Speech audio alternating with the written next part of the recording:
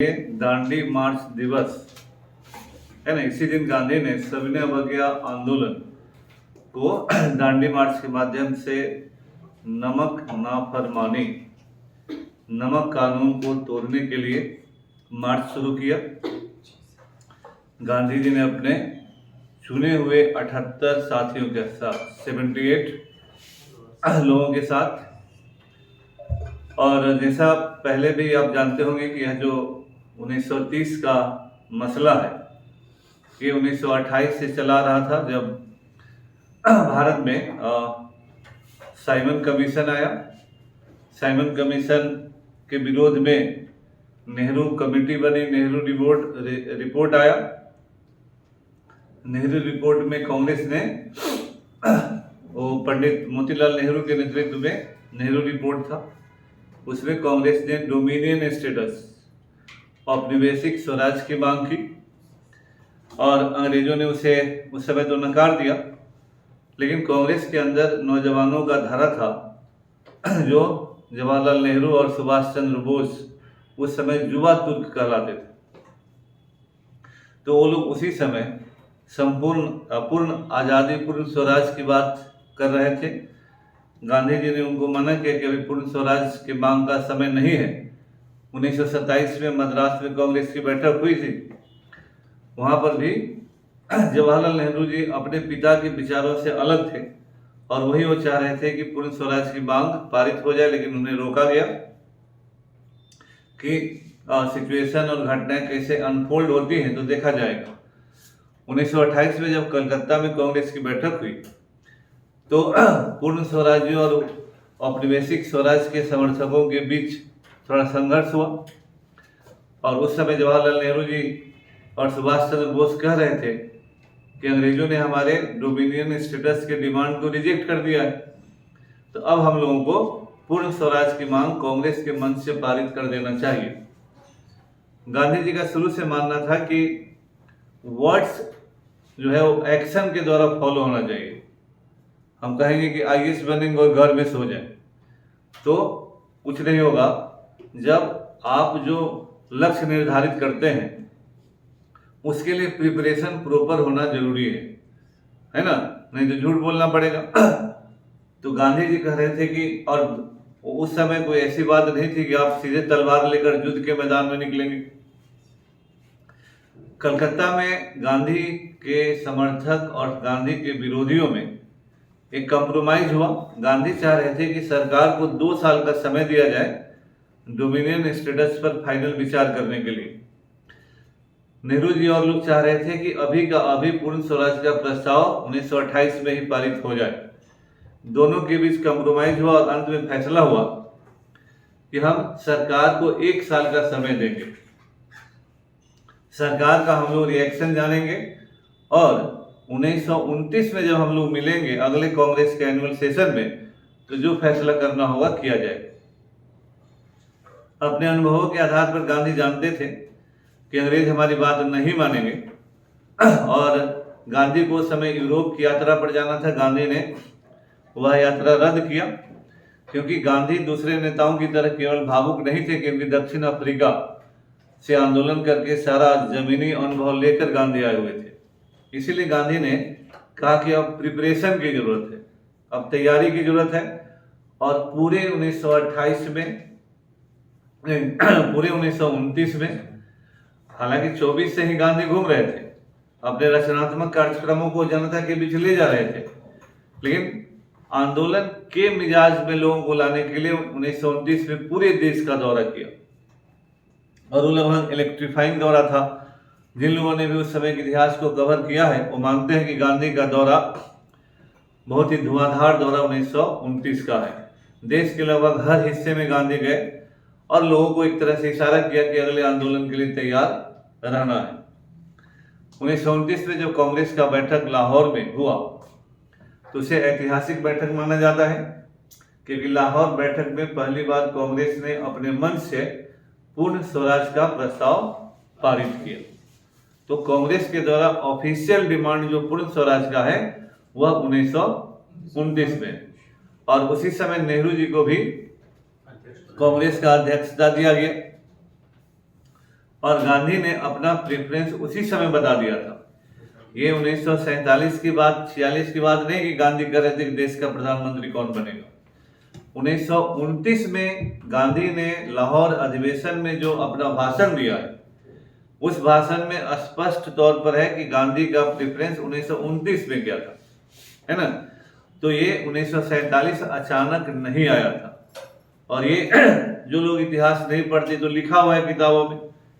तो और किन कारणों से गांधी चाहते थे, जो कि अभी हम लोग दांडी मार्च से जब हम लोग फिर वहां पढ़ेंगे तो उसको डिटेल में पढ़ेंगे। और गांधी ने कारण दिया है कि क्यों जवाहरलाल नेहरू अध्यक्ष बनने लायक हैं और हम अपने स्थान पर क्यों उनको अध्यक्ष बनवा रहे हैं, है ना, वो सारा दिया।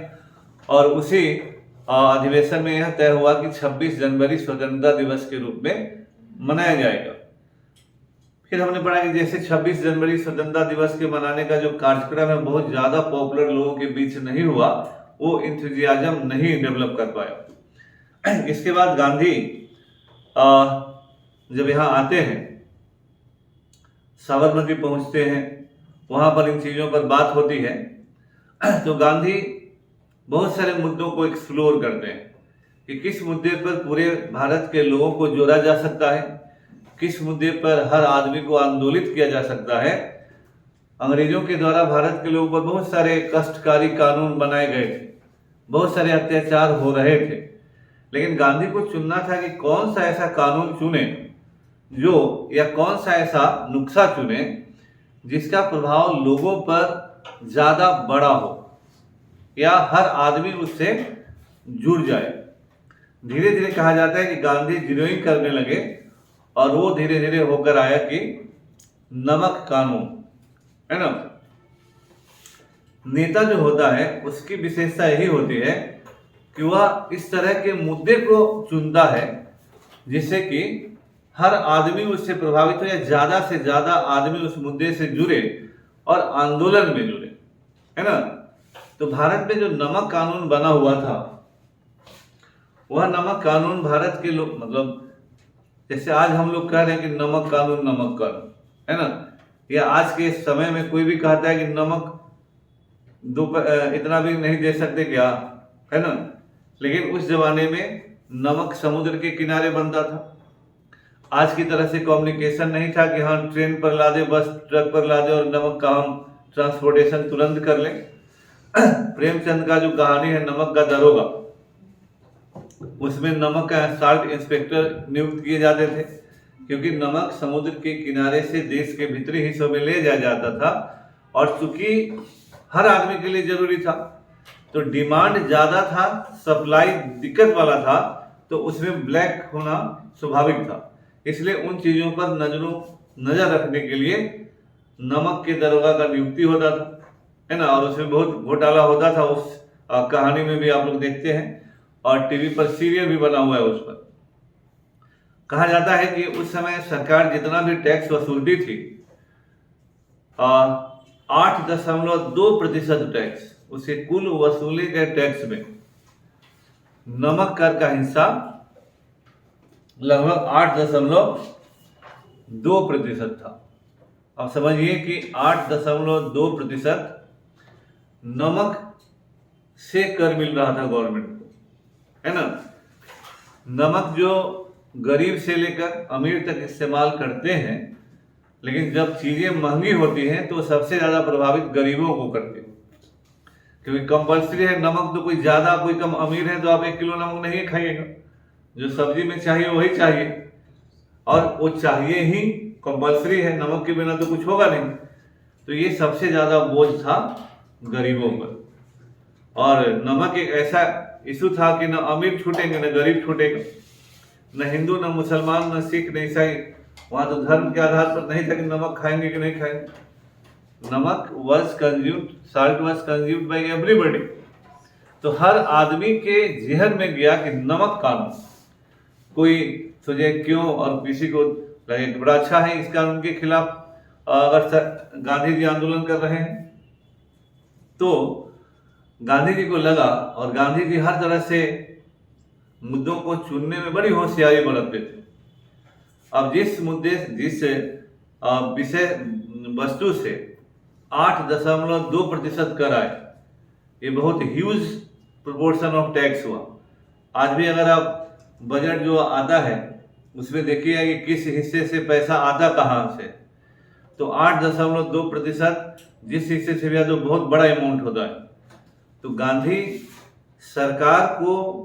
सरकार के हमेशा दुखती रथ पर हाथ रखते थे कि अगर इतना ज्यादा टैक्स देने वाले इशू, एक तो सब आदमी प्रभावित हुआ, दूसरा जो अगर टैक्स वसूली में दिक्कत हो गई तो सरकार को डायरेक्ट घाटा होगा। तो किसी को भी सबसे ज्यादा हानि फिनेंशियल लॉस होता है ना।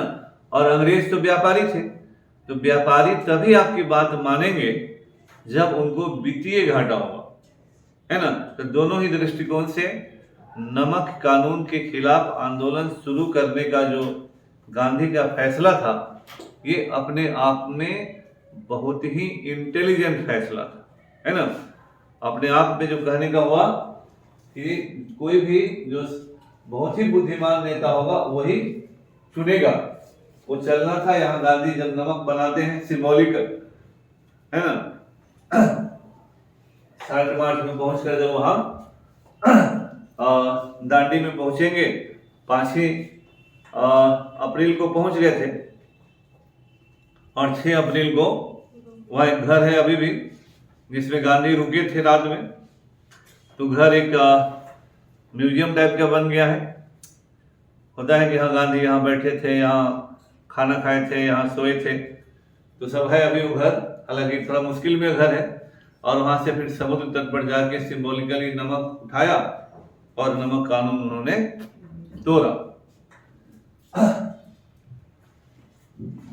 इससे पहले गांधी जी ने अंग्रेजों को अपना 11 सूत्री मांग दिया था। कांग्रेस के एनुअल अधिवेशन में ये प्रस्ताव गांधी ने प्रस्तुत किया था और 11 सूत्री मांग सरकार के पास भेजा था। गांधी की आदत थी कि सरकार को मौका पहले देंगे, वो सीधे आंदोलन नहीं करेंगे, वो आपको हर मौका देंगे कि हमारी मांग है मान लीजिएगा तो हम आंदोलन नहीं करेंगे। अब स्वाभाविक क्या बोले कि हम ना मानेंगे, तो जब हमारी मांग है आप नहीं मानेंगे तो आंदोलन करना मेरे लिए मजबूरी है।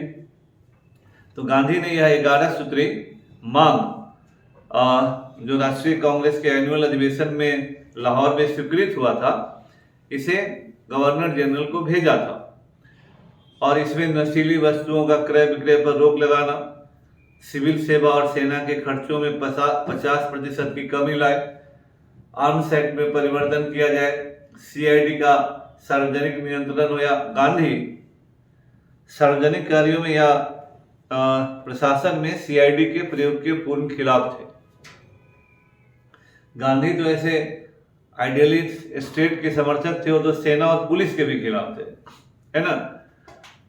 सभी राजनीतिक बंदियों की रिहाई मांगा गया, डाक आरक्षण बिल को वापस किया जाए, बुजुर्ग लोगों के लिए की गई मांग। फिर जो सीलिंग रेट, जो एक्सचेंज रेट है against the pound and ceiling, उसको उन्होंने कहा कि घटाया जाए। रक्षात्मक शुल्क लगाए, विदेशी कपड़ों पर आयात नियंत्रित किया जाए। ये इंडस्ट्रियलिस्ट के लिए था कि विदेशी कपड़ा आप आयात करते हैं, आयात शुल्क बहुत ही कम लगाते हैं। तो और भारत के वस्त्रों पर आप एक्साइज ड्यूटी लगाते हैं। तो भारत में बना वस्त्र कभी कभी इंग्लैंड से आए हुए वस्त्र से महंगा हो जाएगा। यह चूंकि अंग्रेज यहाँ भी थे, अंग्रेज वहां भी थे, अंग्रेज बैंक में भी थे तो बैंक अंग्रेजी डकैत भी थे। तो भारतीय इंडस्ट्रियलिस्ट की सुरक्षा और उनका बेहतरी अंग्रेजों का ऑब्जेक्टिव नहीं था। उनका ऑब्जेक्टिव था कि ब्रिटिश सामान भारत के बाजार में कैसे बिक जाए। तो अगर भारत के सामानों के मुकाबले अंग्रेजी सामान सस्ता होगा तो आसानी से बिकेगा। तो इंपोर्ट ड्यूटी घटा दिया, एक्साइज ड्यूटी बढ़ा दिया। अगर किसी टाइम में आगे चलकर आंदोलन के दबाव में अगर इंपोर्ट ड्यूटी बढ़ेगा तो उसी प्रोपोर्शन में एक्साइज ड्यूटी बढ़ा देंगे। तो आपका बात माने हम इंपोर्ट ड्यूटी बढ़ाए और अपना बात किए कि हम एक्साइज बढ़ा दिए, तो फिर बात समान हो गई, है ना। और उसी में था कि नमक कर समाप्त किया जाए और नमक बनाने पर सरकारी जो मोनोपोली है वो खत्म किया जाए। यानी समुद्र के किनारे भी नमक बनाना सरकार का काम था और आम लोग जो समुद्र के किनारे है वो केवल अपने उपयोग के लिए नमक ले सकता था, बेचने के लिए नहीं। तो जो समुद्र के किनारे आदमी है उसका जमीन है, तो ज्वार भाटा आज भी आप गुजरात वगैरह में जाइएगा तो समुद्र के किनारे लोग अपने खेत में मेर आरी बना के रखते हैं। तो जब समुद्र का पानी आएगा और फिर वापस जाएगा तो उस खेत में नमक जमा हो जाता है जो रॉन सॉल्ट है। और वही देखिए टाटा सॉल्ट वगैरह का फैक्ट्री है तो फिर वहां जाके उसको फिर ठीक करते हैं लोग।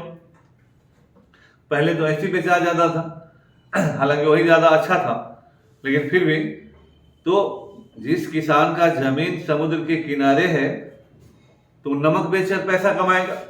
जैसे यहाँ आपका जमीन है तो आप गेहूं चावल का खेती करते हो, वो नमक का खेती करता है ना।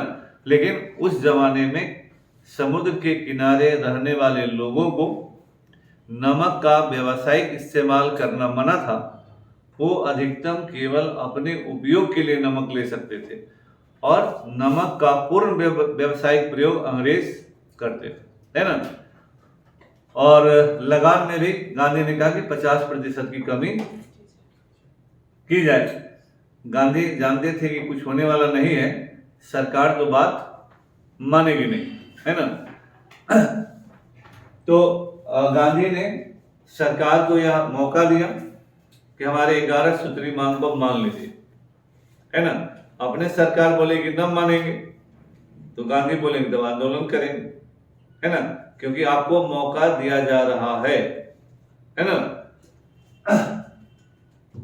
गांधी ने जब और भी भाषण दिया और बोला, इरविन को लिखा कि we believe that it is the inalienable right of the Indian people as of any other people to have freedom and to enjoy the fruits of their toil and have the necessities of life so that they may have full opportunities for growth.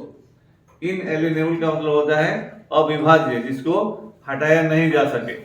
हमारा वो या जो कहते हैं कि हमारा मूल अधिकार है, ये हमारा आदमी होने के नाते अधिकार है भारत के लोगों का कि हम लोग अपनी आज़ादी लें, we have freedom and enjoy.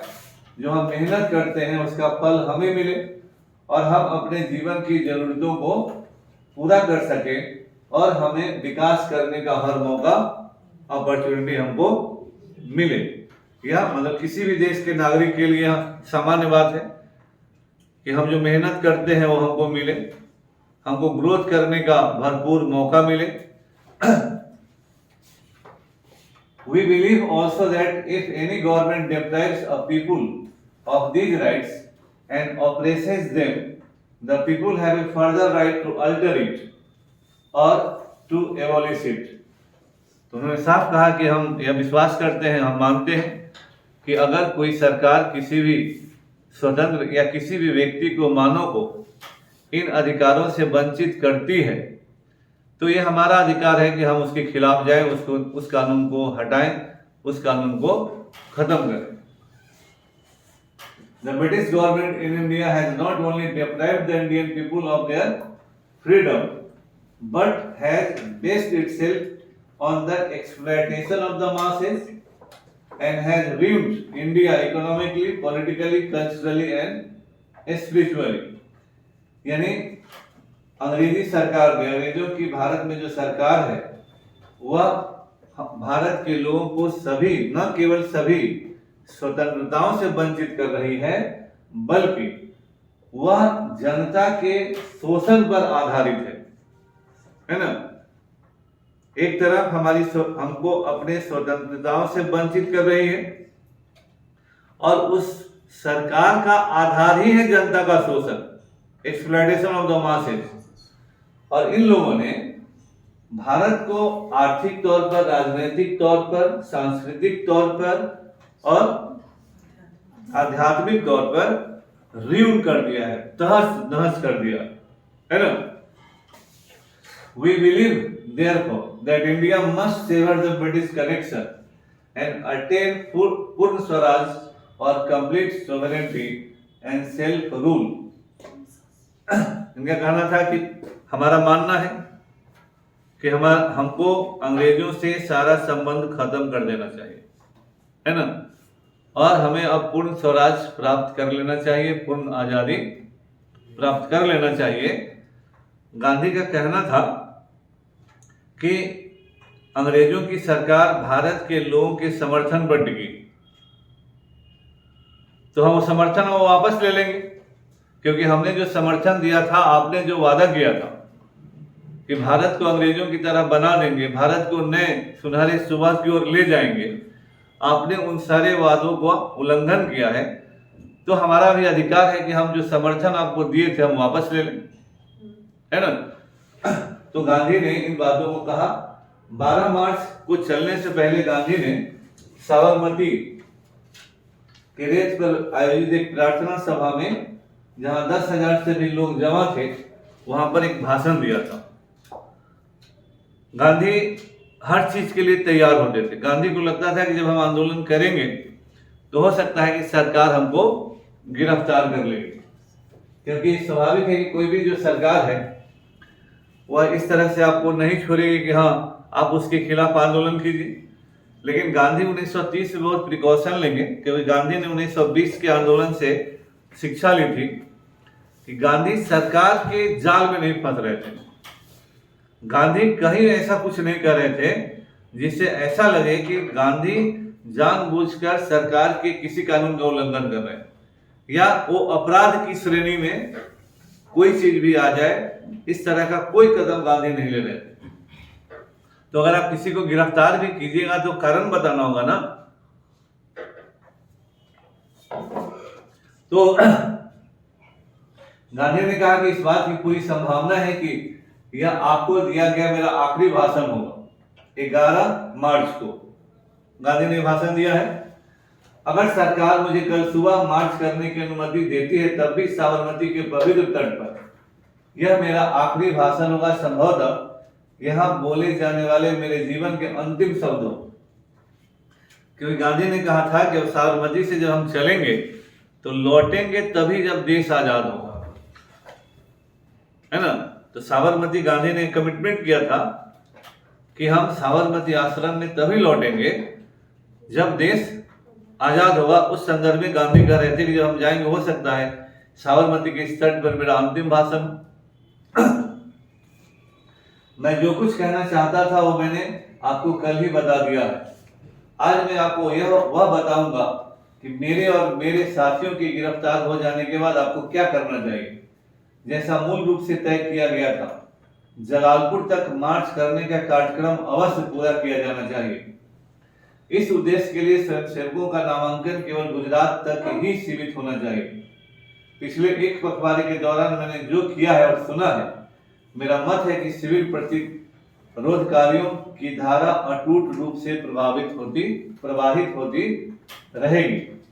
यानी वहां समर्थक लोगों की संख्या बहुत तेजी से बढ़ रही थी, क्योंकि 1922 के बाद ये 1930 है जब गांधी दूसरा आंदोलन कर रहे थे।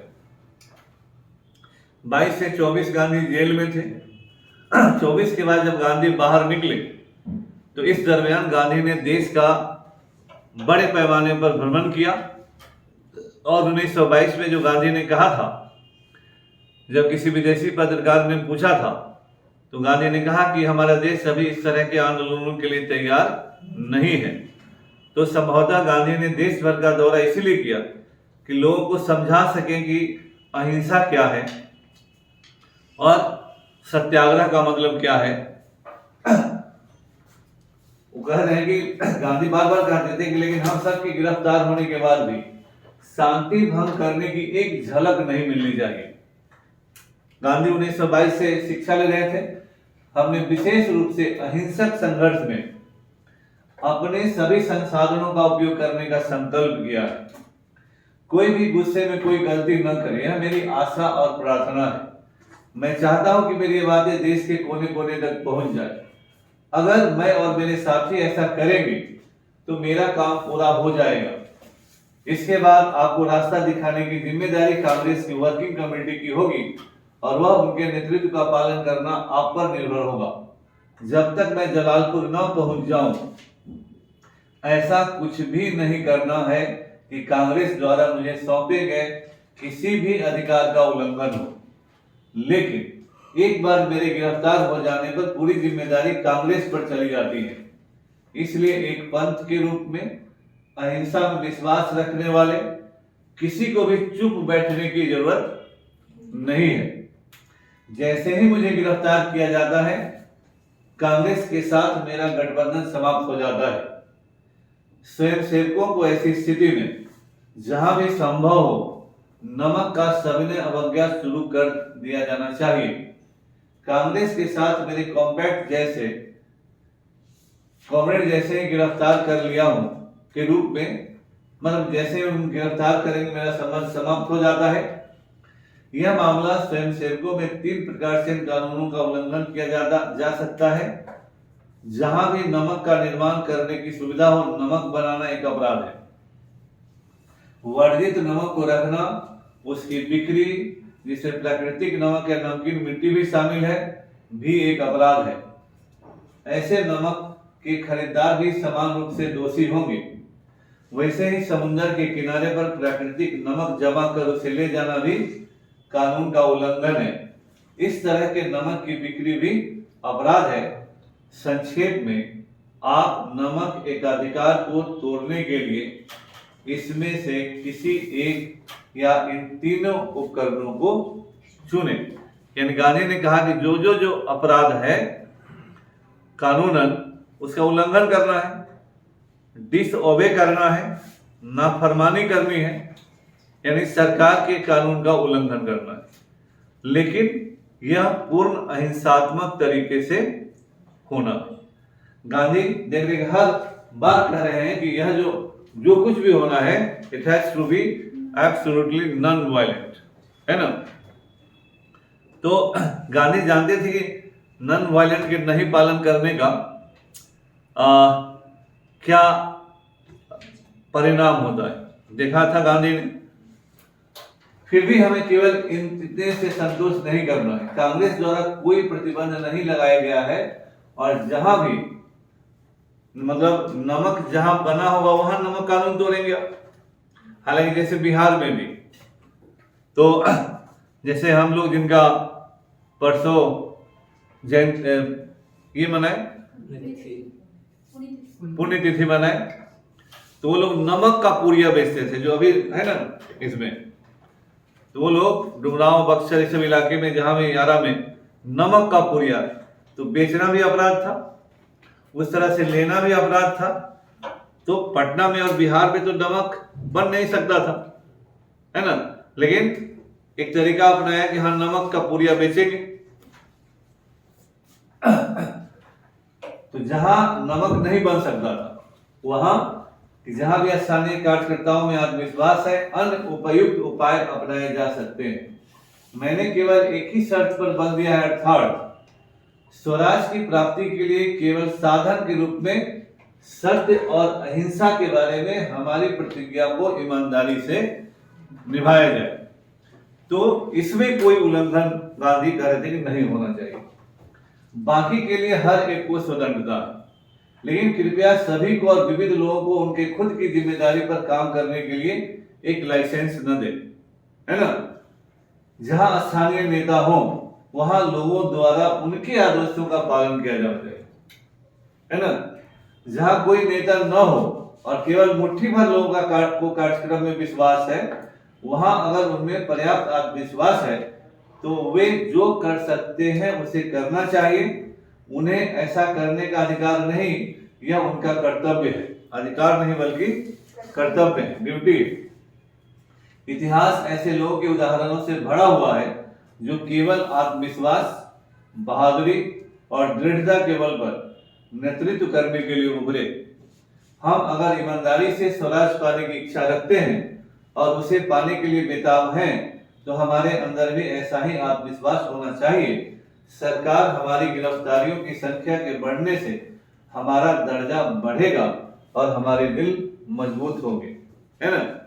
तो गांधी सब कुछ कह रहे थे और गांधी के कहने का केवल उद्देश्य ये था कि जब भी आंदोलन हो तो आप सत्य और अहिंसा के रास्ते से न हटे, उसे पालन करना जरूरी है। और आगे चलकर गांधी कहते हैं कि हाँ, कौन कौन सा रास्ता आपको क्या क्या करना है। शराब और विदेशी कपड़े की दुकान पर धरना दिया जा सकता है। अगर हमारे पास अपेक्षित शक्ति हो, यानी अगर सरकार को रेसिस्ट कर सकते हैं, तो करों का भुगतान करने से मना कर दीजिए, वकील प्रैक्टिस छोड़ दें, जनता सार्वजनिक मुकदमेबाजी से परहेज करे, करके कानूनी अदालतों का बहिष्कार करें, यानी अंग्रेजों के द्वारा संचालित अदालत का बहिष्कार कीजिए। सरकारी कर्मचारी अपने पदों से इस्तीफा दे सकते हैं।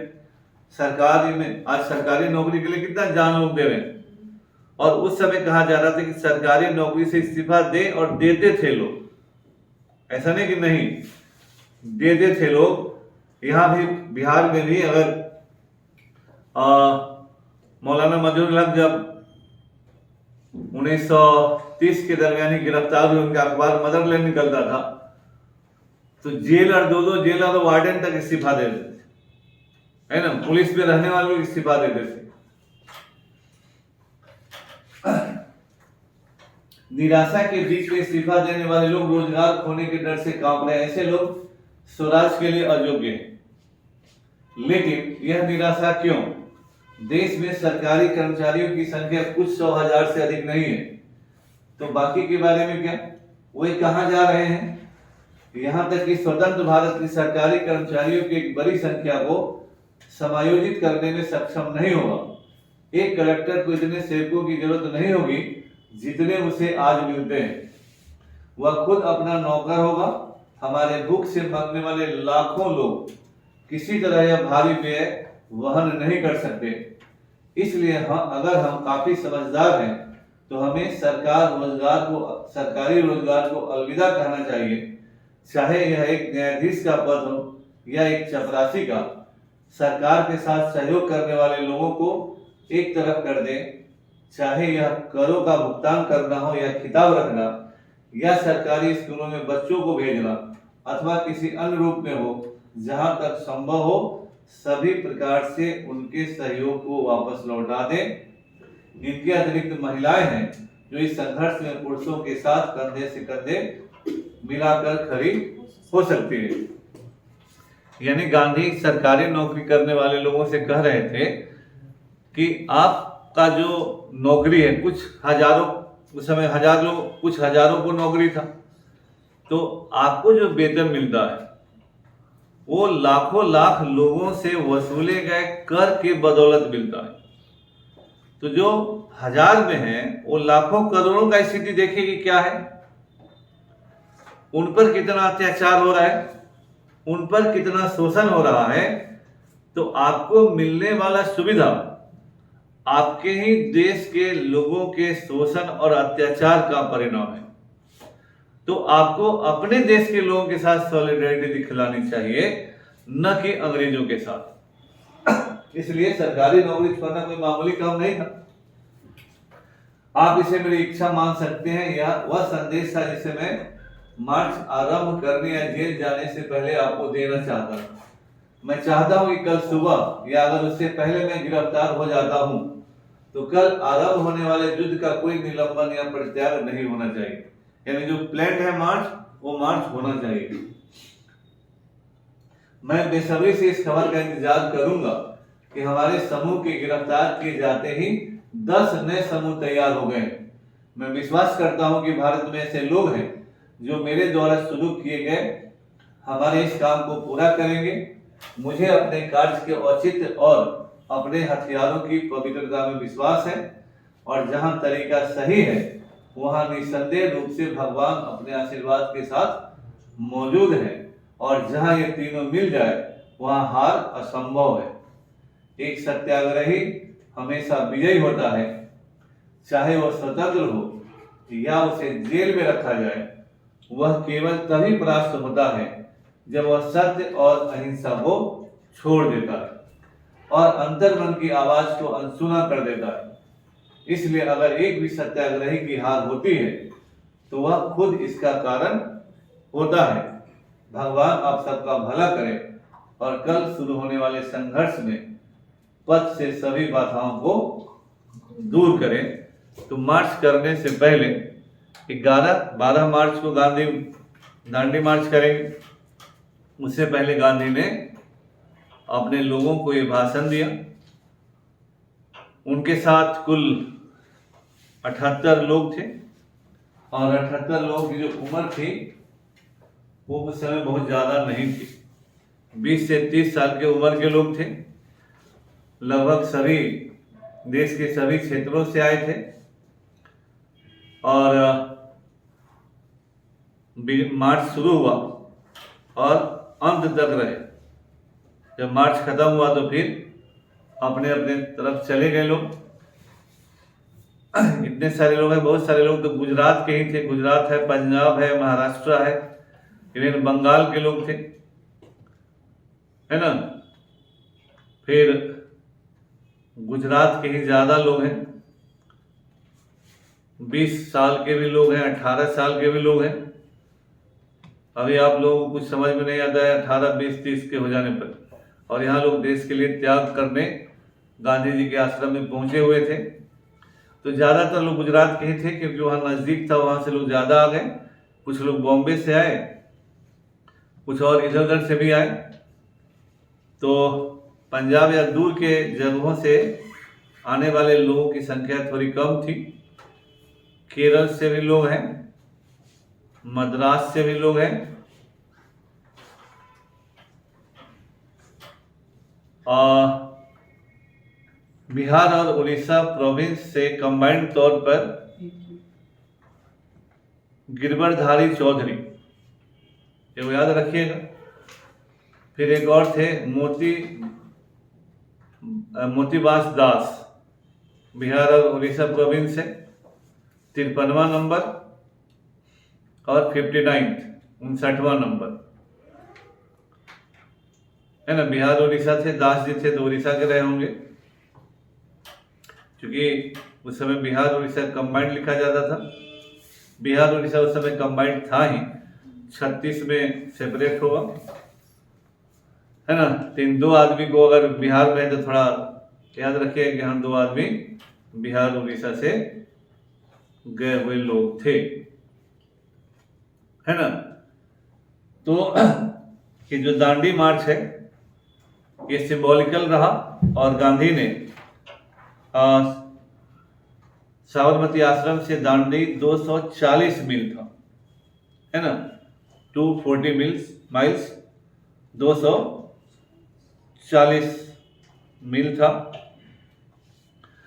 गांधी जब चले तो गांधी का जो यात्रा है हर दिन रेडियो में, न्यूज़पेपर में, हर जगह रिप्रेजेंटेड होता था और लगता था कि पूरा देश गांधी के साथ चल रहा है। हर सुबह शाम लोग इंतजार करते थे कि गांधी ने आज क्या कहा, गांधी के साथ क्या हुआ। जैसे गांधी ने पहले कहा कि गिरफ्तारी हो सकती है, तो ऐसे देश के लोगों को भी अंदेशा था कि गांधी कभी भी गिरफ्तार हो जाएंगे। तो लोग मेंटली, साइकोलॉजिकली हर तरह से गांधी के साथ ही घूम रहे थे। तो गांधी फिजिकली वहां थे लेकिन देश के लोगों का दिमाग गांधी के साथ घूम रहा था। साथ ही साथ सब जगह ये भी तैयारी चल रहा था कि जब सविनय आंदोलन की शुरुआत होगी तो किस राज्य में कौन सा कानून तोड़ा जाएगा जहां नमक नहीं बनेगा। तो जिन क्षेत्रों में, जैसे एनसीईआरटी में भी आप लोगों ने पढ़ा, जो वहां पर कहीं पर फॉरेस्ट लॉ तोड़ा गया, है ना।